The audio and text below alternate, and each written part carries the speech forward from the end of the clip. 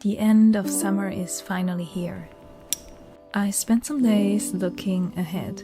Drawtober or Inktober is coming up, and I plan to participate for the first time in years. But I also want to enjoy the present, sketching outdoors, at cafes, and trying not to despair over my art style issues.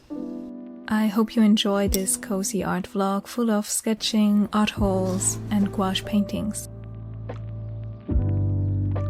On my day off, I managed to wrap up a lot of errands quite quickly so that I could spend some time at a cafe sketching. There's a reason I love doing this. It takes me out of my comfort environment. I'm not at my desk with a laptop or tablet full of reference materials and with all my drawing supplies, but just thrown into a pool of deep water called sketchbook with whatever pencils and pens I carry with me. If you've seen my sketchbook tour video, you might ask, Evie, why do you have another new sketchbook? Surely that's unnecessary. So in my defense, I got this one as a gift from a friend, and it then turned out to just be the perfect paper and size for the most random doodles without worrying about how the pages turn out. I really shouldn't get any more new sketchbooks, but at least I'm using them all, even if slowly. I'm sketching some style exercises here for my Dracula art scene, for which I'm drawing small character illustrations as well as larger paintings to go along with it as art prints.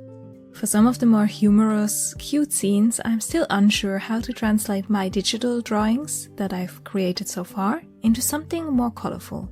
Here I'm using a simple color palette focusing on terracotta and burnt sienna hues combined with Payne's gray.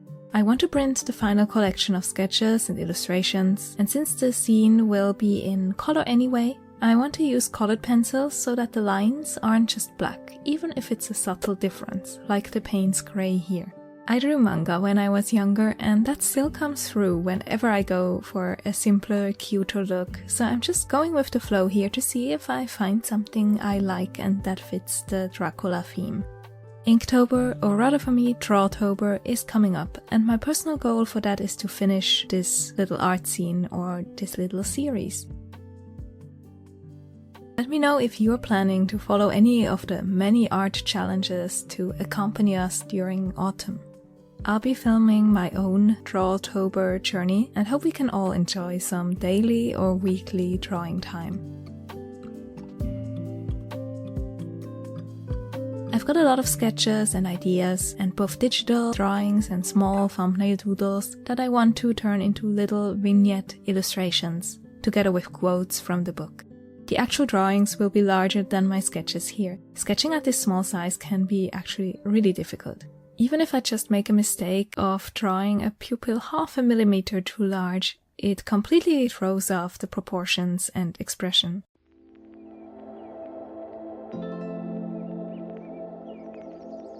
While exploring this limited color selection, I realized that I don't actually own a deep red colored pencil and that I really wanted to have one for these. Vampires just need some red and black color accents to feel right, don't they?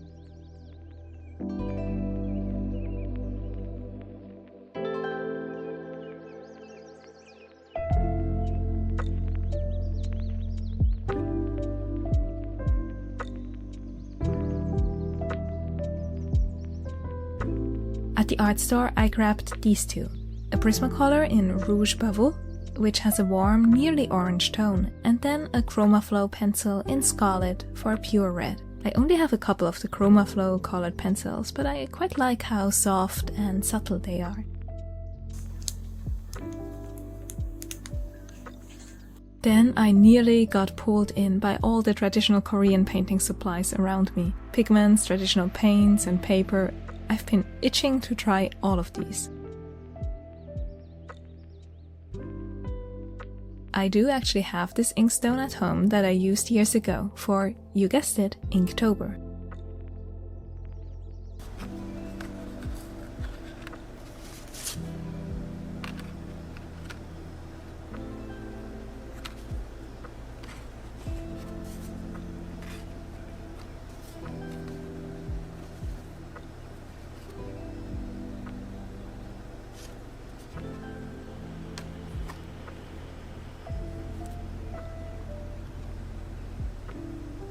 And I also have these tiny traditional paper pieces from a Korean calligraphy shop in Seoul.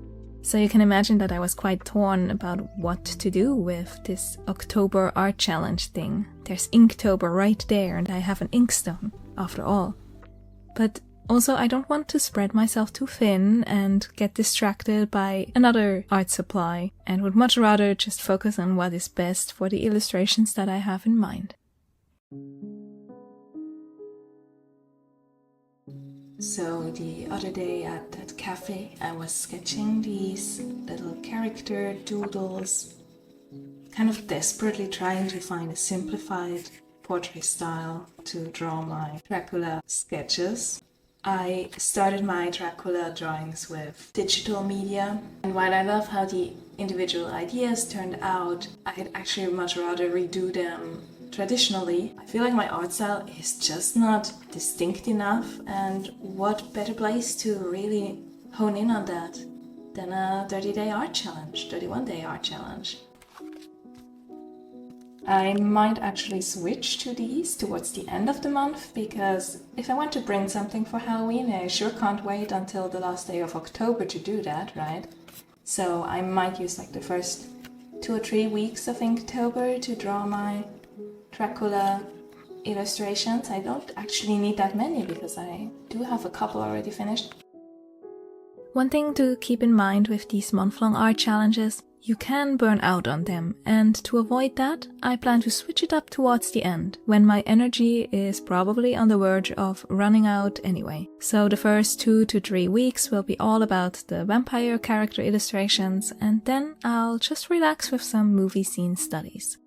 Keeping it simple is my priority. I want these to be quick and to just get up early in the morning and have these drawn and filmed before the day truly begins. I do like some of the art style choices here, but I'm not sure yet what would work best over a variety of characters. So since I bought these red colors and the Rouge Pavot especially, I was reminded of the Zorn palette. That's a limited color palette I used a lot when I first started painting a few years ago, and it needs just 4 colors. A warm, intense red, like a cadmium red light, then yellow ochre, ivory black, and titanium white. Here, for example, I painted portrait studies with just those 4 paints. I could actually do that limited color palette in gouache too, as I have a yellow ochre and flame red, or use watercolors where I do have some similar paints as well, or of course my colored pencils.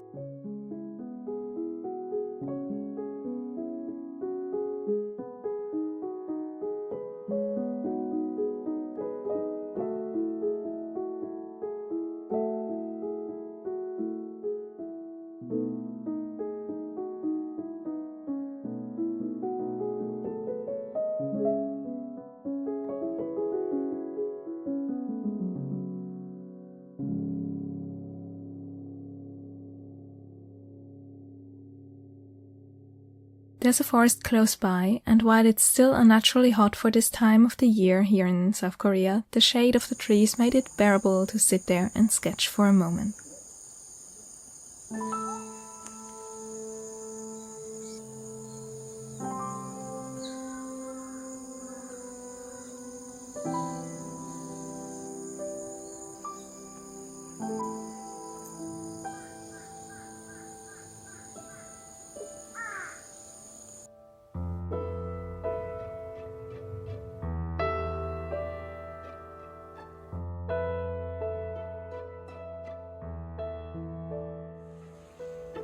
I've been trying to sketch outdoors more, even if it's just small doodles late at night, enjoying the ocean breeze.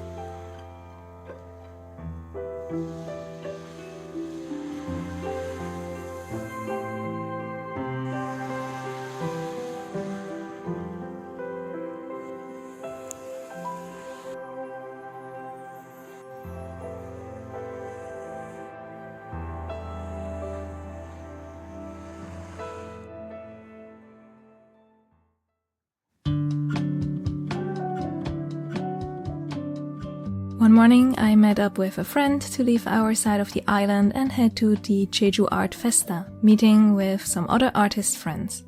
It's always interesting to see how art trends change. For example, there were a lot of mixed media pieces, like paintings on modeling paste, textured surfaces, gold embellishments, or even pearlescent surfaces. It also made me conscious of how small my own paintings are, and that I want to spend some time this winter painting 1 or 2 larger statement pieces, using brushes that aren't a size 2 or even 0 as usual, and really exploring what that can bring to my art practice. I think it's a confidence issue, a fear of commitment to just one big idea.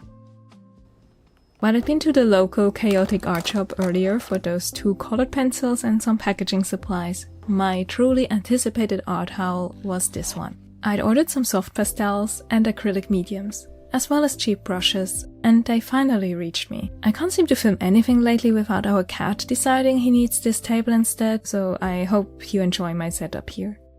The soft pastels will be in my next 100 Heads challenge video. This might look like a bit of a boring art haul, but I was honestly so excited to get my hands on the acrylic mediums, especially the Liquitex Ultra Matte, because it isn't sold in Korea at all, and I've heard that it's great for mixed media pieces. Meanwhile, on the online shop front, I had just a few more prints to ship before the Chuseok holiday break. I really loved the hand-embellished versions of these Korean mythology prints.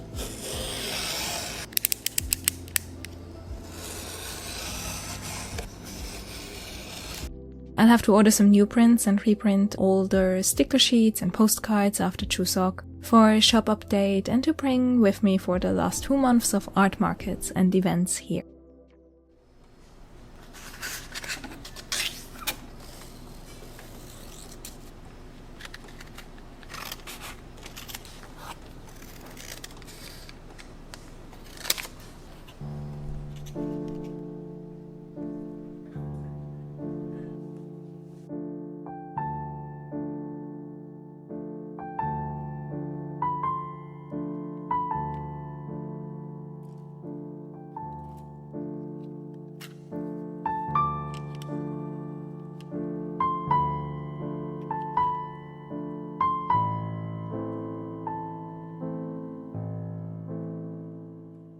You might know that I've fallen in love with gouache a while ago. So when one of my regular clients needed an update to their seasonal cafe menu, I mixed my usual watercolor illustrations that I use for these drink illustrations with gouache. I'm using a dry gouache palette combined with my usual watercolors. As I've done these types of drink illustrations multiple times, I've got a system that works pretty well, with some paper crafts to make a stencil for the cup shape and only the barest hint of a pencil sketch so that I don't have to edit much after scanning.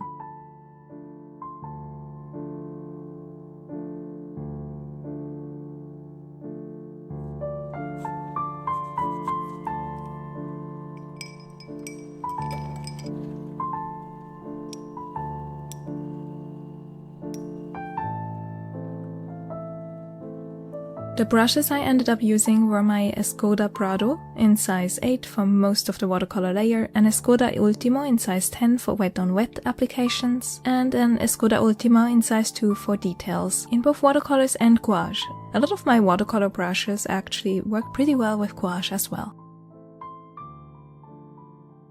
I've been using all of these Escoda brushes for over half a decade now, and they are just amazing, and still in perfect condition.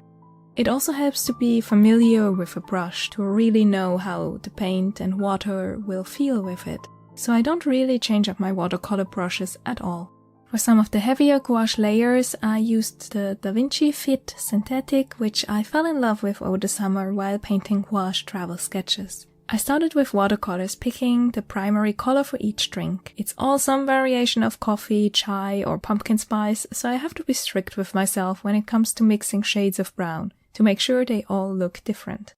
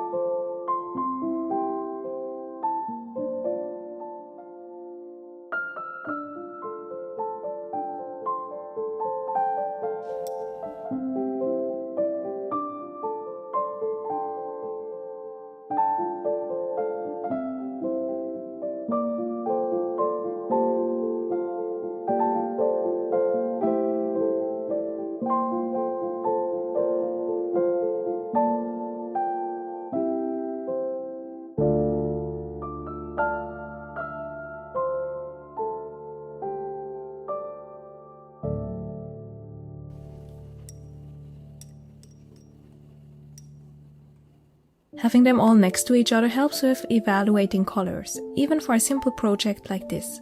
And I think I might try a similar approach for the Dracula character portraits I'd talked about earlier. Using a large watercolor pad to paint several of them on so I don't miss the forest for the trees and can compare them. It's moments like this that I really enjoy client work. It might not always be exactly what I want to paint in my personal practice, of course, but there are always lessons to be learned, new influences and ideas to find, no matter if I paint a character illustration for a commission or a simple menu illustration like this. While this particular cafe isn't in South Korea, there are actually quite a few places here on Jeju Island where you can spot some of my small illustrations, maybe on a menu, on a business card, or small stationery prints. I'm using a lot of brown tones for these coffee illustrations, so I focused on using luminous paints to not make everything look too muddy. A favorite of mine is Daniel Smith Quinacridone Gold, which adds that incredibly warm, not too yellowish glow to any shade. I also have their burnt sienna for a surprisingly intense red-brown hue, and then lunar black. This particular black creates beautiful granulation effects, and the name comes from the dried color, resembling the moon's surface with all its craters and textures. It's my favorite watercolor black that I own, and I love using it for wet-on-wet technique especially. Here I only used a little for the wet-on-wet phase of the painting process with that larger brush, which, because of this paper's properties, wasn't very watery or intense, but it still brought some more interesting patterns to the transparent part of this drink here. I wish I'd used this larger brush for all 5 of the drinks, but at first I wasn't sure how the paper would hold up. While I store my most expensive papers like Arche in airtight containers whenever possible, the very humid summers in Korea can get to the ones I'm not so careful about, sometimes leading to discoloration or very uneven paint absorption. A friend of mine actually had some of her really nice watercolor paper grow mold one summer, something to keep in mind if you live in a very humid region. I'm painting on hot-pressed watercolor paper here, and it's not the most absorbent type, so I can't use too much water before it starts to warp. The reason I went with this paper is scanning. Hot-pressed paper doesn't have a visible paper texture. Cold-pressed or rough watercolor paper can be a challenge to edit digitally after scanning, and this is just the most predictable option that I like to work on. Now, I realized something that I found difficult to put into words, but I'll give it my best shot. The qualities of the paint matching the quality of the objects I'm painting can make the process easier. Let me explain. A transparent medium like watercolors feels best when I use it to paint something that has a transparency to it, like the translucent iced black coffee elements on these menu illustrations. A creamy medium like gouache paint feels natural to use for the, well, actual creamy elements of these coffees, milk teas, the creamy foam. It seems like such a basic thing to realize now, but I want to be conscious of these materials when I next try some kind of mixed media illustration. Maybe using watercolors for transparent, light elements, and then maybe switch to gouache for objects that are soft to the touch. And then using a glossy, opaque acrylic for maybe human-made elements like buildings, or using pens for something prickly that can cut you. Again, I can't yet quite put it into words, but since I like mixed media approaches, I'll have to play around with that concept a bit more. One challenge on the color palette front was the matcha latte here. The cool green I used at first stood out too much overall, and I used a warm sap green by Winsor & Newton later on to bring it more in line with the other drinks.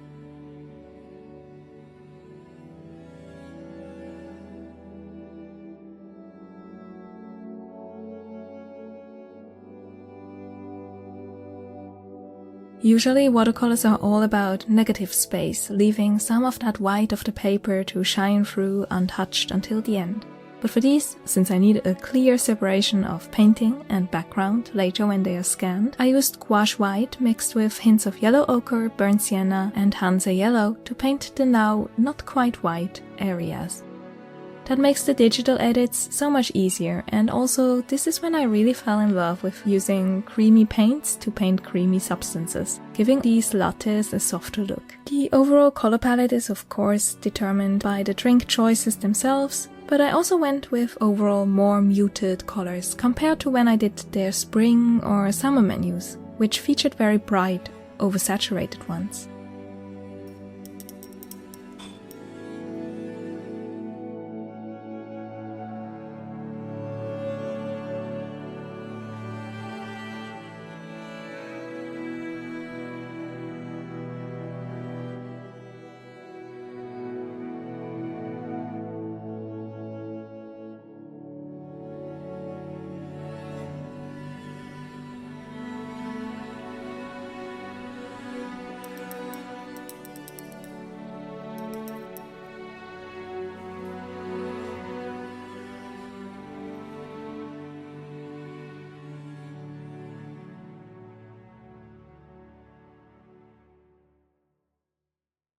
The final coffee illustrations are still quite simple, but I like the muted colors. It feels appropriate for the coming fall, and I just wish it were cool enough to already drink some hotter drinks here, as I'm still firmly in the iced coffee period of the year.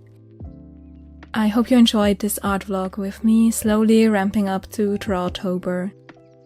I really enjoy filming these types of art videos, showing little snippets of different processes and projects. Let me know if they feel a bit too disjointed. Sometimes life just doesn't have a theme going on, and so an art vlog like this can be a bit all over the place. Thank you so much for watching. A big thank you to all the new people that have subscribed lately, and I hope to see you in future videos, be it for Drawtober or some more sketchbook sessions.